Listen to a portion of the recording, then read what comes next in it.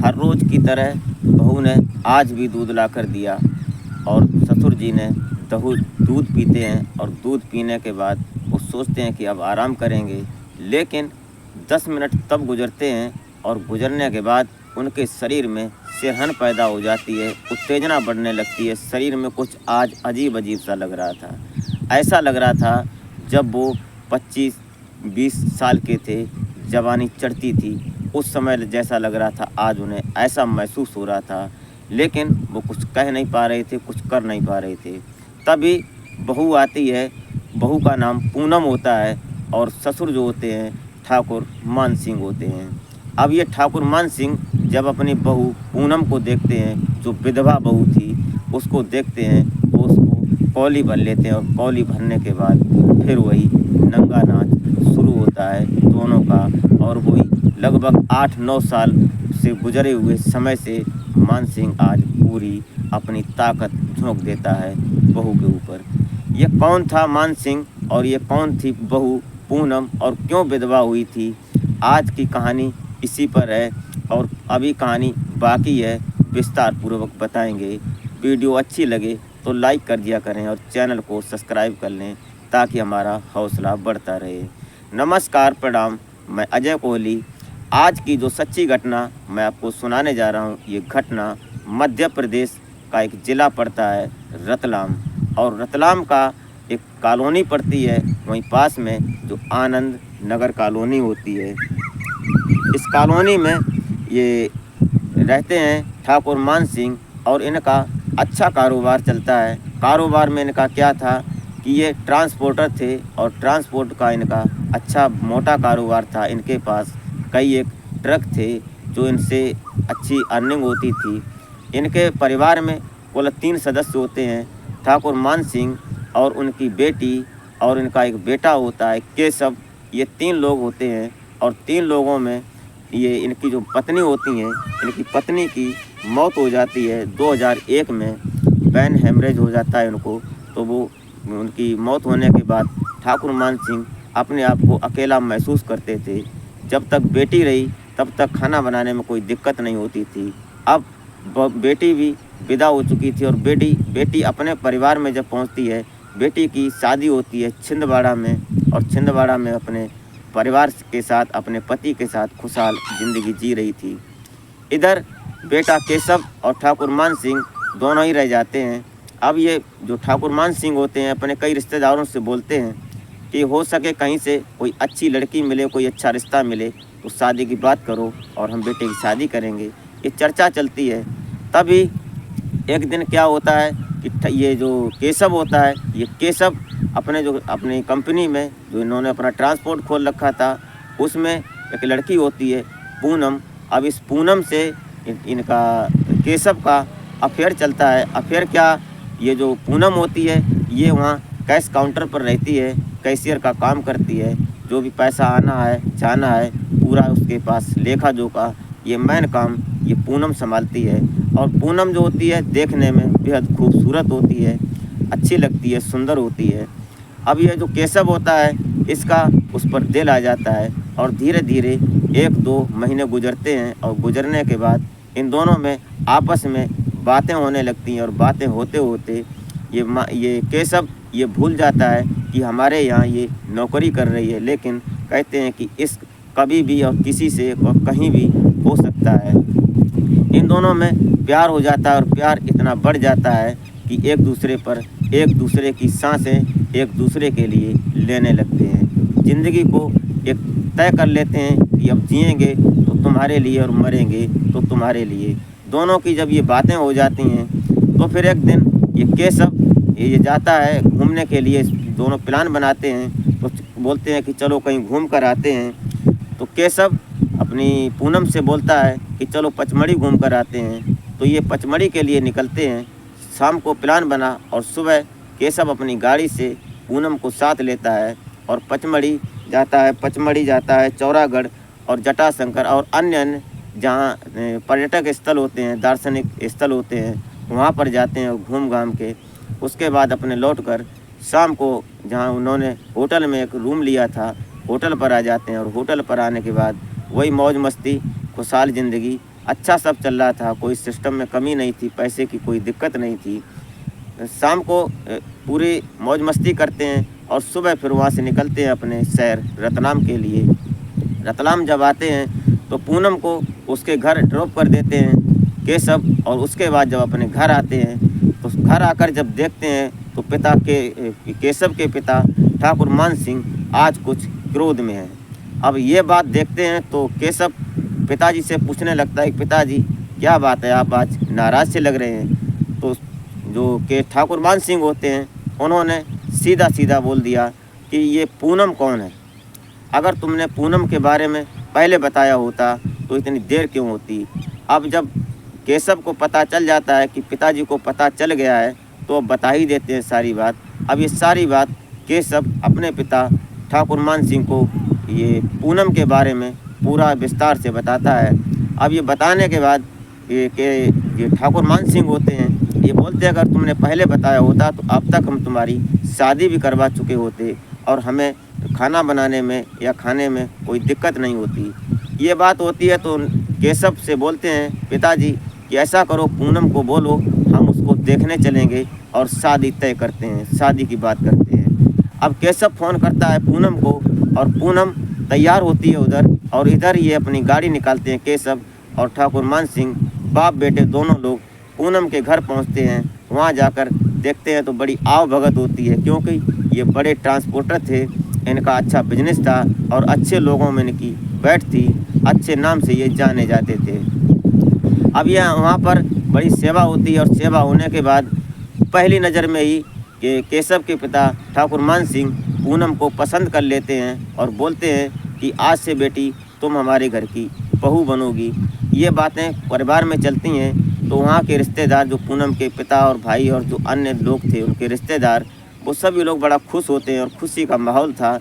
जब मान सिंह अपने घर के लिए मुड़ते हैं तो मान सिंह 5100 रुपये निकालते हैं और पूनम के हाथ में देते हैं और बोलते हैं कि आज से तुम हमारी घर की बहू हो। इतना कहते हैं तो बड़ा खुशी का माहौल था। ठाकुर मान सिंह केशव ये अपने घर वापस आ जाते हैं। उसके बाद तारीख आती है ये 2006 में इन्होंने अपनी बेटी की शादी कर दी थी। उसके बाद पूनम और केशव की शादी होती है 2008 में।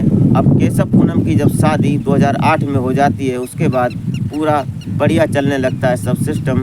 घर में खाने की कोई व्यवस्था में कोई कमी नहीं होती है, कोई दिक्कत नहीं होती है। तभी एक दिन ऐसा होता है कि केशव और पूनम दोनों सिस्टम सही चल रहा था। वही साल एक गुजरा, लगभग कब साल गुजर गया किसी को पता नहीं चला।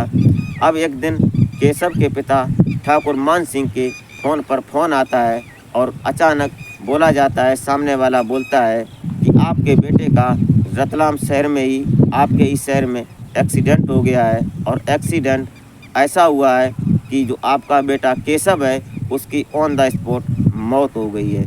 यह सुनते ही केशव के पैरों, ठाकुर मान सिंह के पैरों तले ज़मीन खिसक जाती है और ये बात पूनम सुनती है तो पूनम की हाव भाव हालत ख़राब हो जाती है।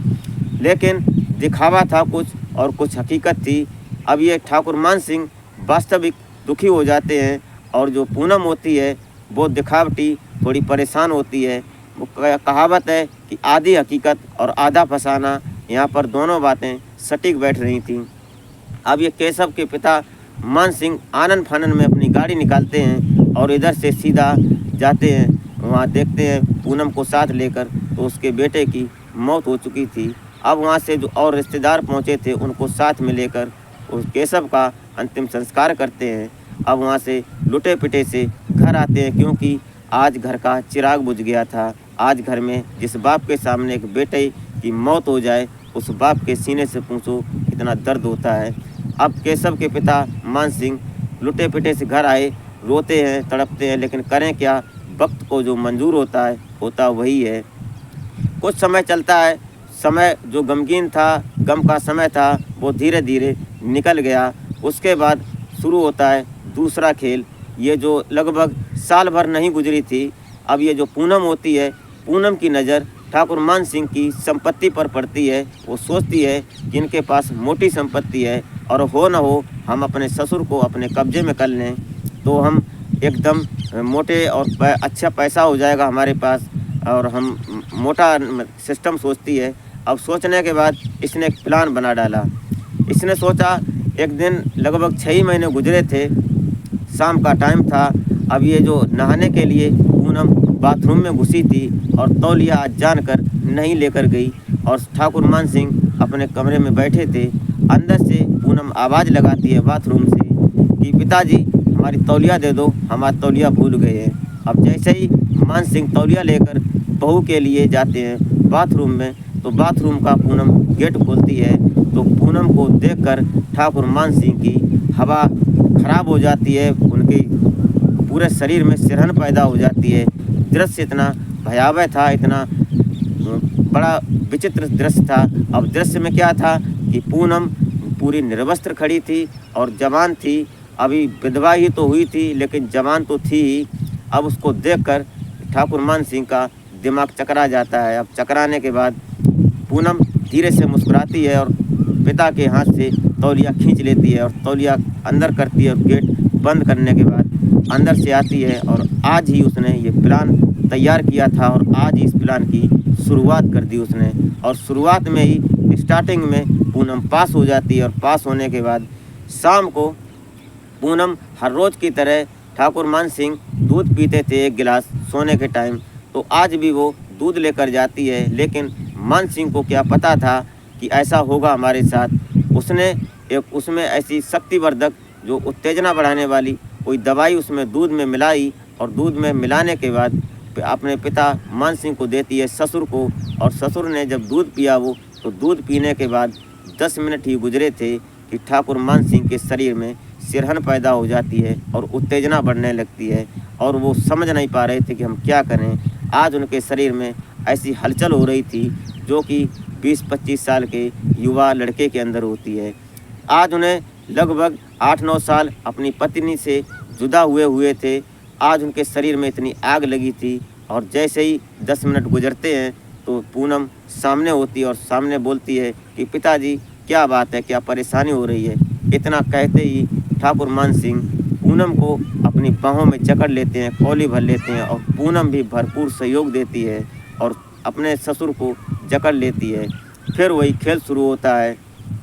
दोनों लोग शारीरिक संबंध बनाते हैं और संबंध बनाने के बाद आज कम से कम ठाकुर मान सिंह ने 5-7 बार उसके साथ संभोग किया और उसके बाद दोनों शांत होकर सो जाते हैं। थकान महसूस होती है सोने के बाद। फिर हर रोज़ का इनका सिस्टम बन गया था और पति पत्नी की तरह दोनों रहने लगे। तभी एक दिन पता चलता है पड़ोस में कि पड़ोस के लोग जानते हैं कि आज ठाकुर मान सिंह की मौत हो गई। अचानक क्या हुआ, क्यों हुआ, ये बात जांच की बात थी। अब इतने में किसी ने फ़ोन कर दिया, क्योंकि उनके जानकार लोग बहुत थे, पड़ोस के और रिश्तेदार भी। तो सबको जैसे ही पता चलता है तो कोई किसी को फ़ोन किया, कोई किसी को फ़ोन करने के बाद वहाँ जब और लोग अन्य लोग इकट्ठे होते हैं तो तुरंत वो अपनी जो मान सिंह की बेटी होती है उसको फ़ोन करते हैं। तो वो 2-4 घंटे में छिंदवाड़ा से रतलाम पहुँच जाती है और आकर सीधा उस भाभी को, अपनी जो पूनम होती है, उसको सीधा डांटती है सभी के सामने। बोलती है कि तुमने ही मेरे पिता को मारा है, तुमने हत्या की है मेरे पिता की। लेकिन जो पूनम होती है वो रोती है, वो कोई जवाब नहीं देती है। तुरंत वहाँ फ़ोन करती है उसकी बेटी की पुलिस को और पुलिस आती है और पुलिस ने आनन फानन में उस लाश को अपनी कस्टडी में लिया और कस्टडी में लेने के बाद उसको पोस्टमार्टम के लिए भेज दिया। जब 2 दिन बाद पोस्टमार्टम रिपोर्ट आती है तो उसमें साफ पता चलता है और एकदम साफ बात उजागर हो जाती है कि मान सिंह को किसी ने जहर दिया है। अब जहर देने वाला कोई और नहीं होता है, सीधा शक उसकी बहू जो पूनम होती है, विधवा बहू, उसके ऊपर जाता है। अब ये पूरा वाक़या जब पुलिस उससे पूछती है तो पहले तो पूनम आनाकानी करती है, उसके बाद में जब पुलिस सख्ती से बात पेश आती है तो पूनम अपना गुनाह कबूल कर लेती है और बोलती है कि ऐसा ही हमने किया है। पूरा वाक़या जो अभी तक हमने आपको बताया, ये सब मुँह ज़बानी पूनम के मुंह से निकली हुई है। पूनम ने ये सारा वाक़या बताया कि हमने सिर्फ संपत्ति के खातिर ठाकुर मान सिंह की हत्या की है। आज पूनम पुलिस की कस्टडी में है। जो संबंधित धाराएं बनती थीं, आज वो जेल की सलाखों के पीछे है। तो आपसे यही रिक्वेस्ट है कि वीडियो अच्छी लगी हो तो लाइक कर दिया करें और चैनल को सब्सक्राइब कर लें, ताकि हमारा हौसला बढ़ता रहे और हमारी कमी या जो भी बात है इस वीडियो में जो बात थी, ससुर ने सही किया या बहू ने सही किया या गलत किया, अपनी राय कमेंट में ज़रूर दें। तो मिलते हैं फिर नेक्स्ट वीडियो में, तब तक के लिए नमस्कार।